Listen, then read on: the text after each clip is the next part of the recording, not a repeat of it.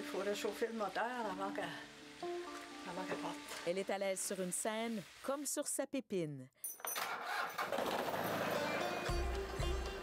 Edith Butler impressionne par son énergie et rien ne l'arrête. Le secret d'une longue vie, c'est de ne pas arrêter. Je suis vraiment bien grillée. J'ai tous mes outils qu'il faut. Ça, c'est ma nouvelle, là. Celle-là, là, je l'aime tellement. Là. Solive, cloueuse et poutrelle n'ont plus de secret pour elle. Là, j'ai ça à faire, là. Oh, c'est ça, là. Moi, j'ai commencé à bâtir des maisons avec mon père, j'avais 5 ans.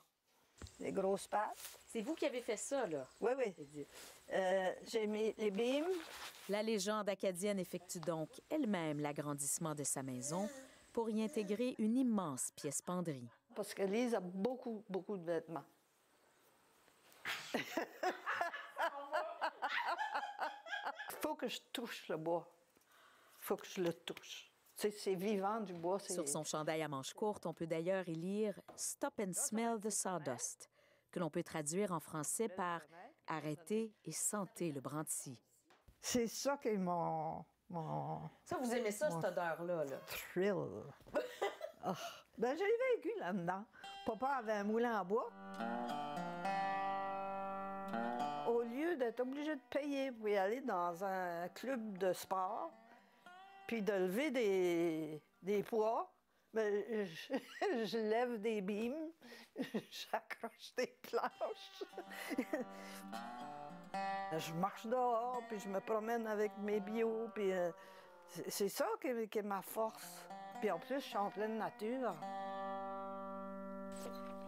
Faut que je la peinture, là. Cette pionnière de la musique francophone acadienne a besoin de créer encore aujourd'hui, comme elle a besoin de bâtir avec ses mains. Là, j'ai tout fait ça, là. La petite maisonnette, ça, c'est mon petit chef-d'œuvre, ça. Ah, c'est mignon. J'ai bâti ça pour mes musiciens. Je fais là, par-dessus ça, je vais mettre un demi-pouce de contreplaqué. En tant que guitariste émérite, les mains d'Edith sont précieuses, mais travailler manuellement comporte parfois quelques risques. Je l'ai cloué, puis je l'ai scié, puis... Mais non!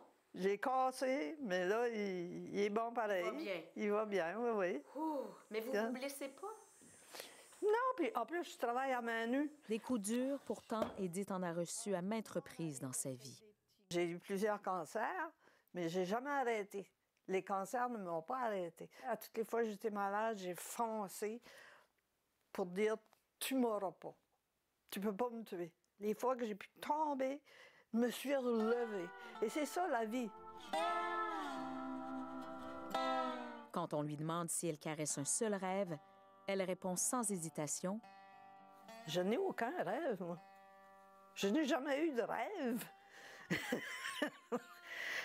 Je vis au jour le jour. J'ai des projets. Mais vous n'avez pas de rêve? Non, de rêve, que de rêve. Je sais pas. J'aurais juste un seul rêve, c'est de vivre le plus longtemps possible. Ben voilà.